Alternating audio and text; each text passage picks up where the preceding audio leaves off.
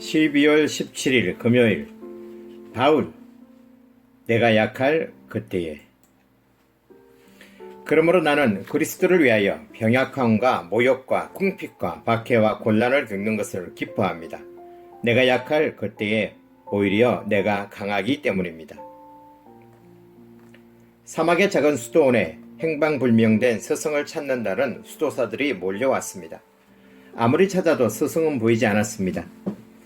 그러다 한 수도사가 우연히 밭에서 똥지개를 지고 걸음을 나르는 노인을 발견했습니다.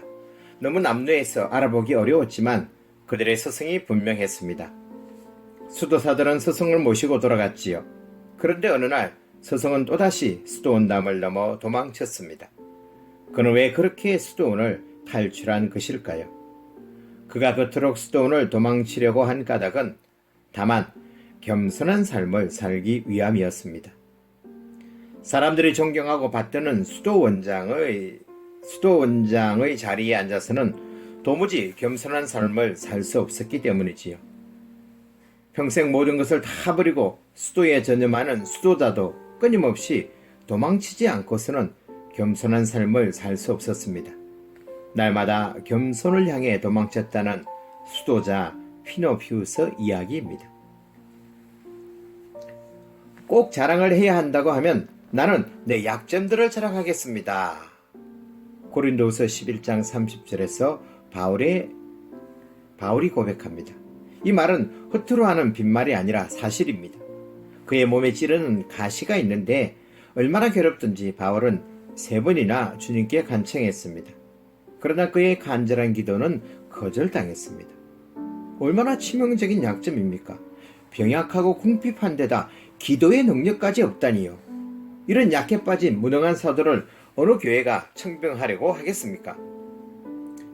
바울은 왜 꼭꼭 숨겨야 할 약점을 만천하에 드러냈던 것일까요?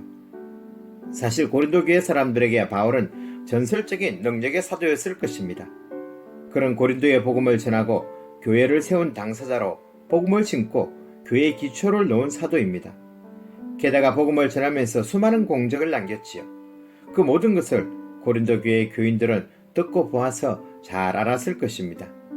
바울은 바로 그것을 염려합니다.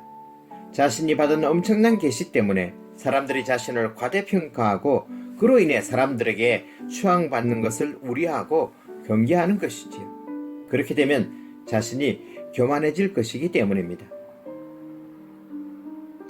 그러므로 내가 교만하게 되지 못하도록 하나님께서 내 몸에 가시를 주셨습니다. 그의 약점은 그를 교만하지 못하게 하는 하나님의 은사라는 것입니다. 선물이라는 것입니다. 바울은 그 찌르는 가시를 없애달라고 3번이나 간절히 기도했지만 가시는 떠나지 않았습니다. 바울은 그것조차 기도의 거절이 아니라 응답이라는 걸 깨달았습니다. 그렇습니다. 내 은혜가 내게 족하다. 내 능력은 약한 데서 완전하게 된다. 이것이 바울이 주님께 받은 확실한 응답입니다. 때로는 침묵이, 고통스러운 거절이 하나님의 확실하고 은혜로운 응답이 되기도 합니다. 주님의 능력은 가장 약한 데서 십자가에서 완전하게 되는 것처럼 우리가 즐겨 부르던 노래가 생각납니다. 약할 때 강함 대신에 나의 보배가 되신 주. 약할 때 강하다라는 말은 억지가 아니라 역설입니다. 가난한 자가 복이 있는 것처럼 약할 때 강함은 하나님 나라의 법칙입니다.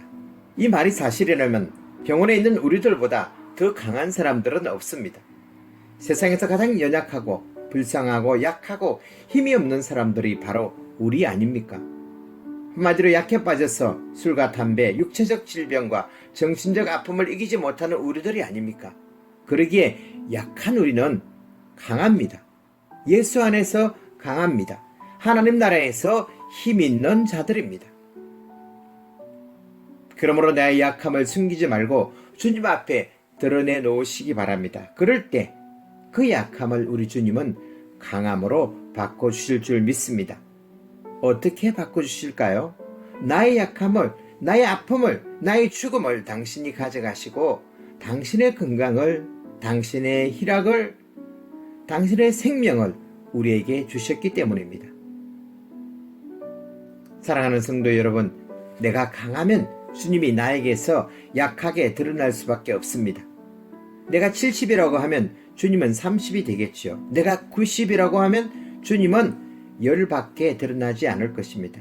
그러나 내가 30이라고 하면 주님은 70이 되시고, 내가 10이라고 하면 주님은 나에게서 90으로 드러나시는 것입니다. 내가 너무너무 약해서 0.1이 되면은 주님은 우리에게서 99.9%가 되시는 거죠. 예수님도 약하신 분이셨습니다. 흠모할 만한 모습도 없으셨고, 싸워 이기는 것이 아니라 힘없이 져서 결국은 십자가에 달리신 분입니다. 성경의 다른 표현을 하면 온유하고 겸손한 분이십니다. 그래서 우리 예수님에게서 하나님의 영광이 드러나신 것입니다. 예수님의 약함을 통해서 하나님의 영광이 온전히 드러나신 것이죠. 예수님이 영이 되시니까 하나님이 백으로 오셨습니다. 나는 죽고 예수로 사는 저와 여러분이 되기를 예수님의 이름으로 축복합니다. 기도하겠습니다. 주님, 가장 낮은 곳으로 오시는 겸손하신 주님을 기다립니다. 우리도 날마다 교만으로부터 도망치게 하시고 주님이 베푸시는 족한 은혜 가운데 언제나 기뻐하며 살아가게 하옵소서. 예수님의 이름으로 기도드립니다. 아멘.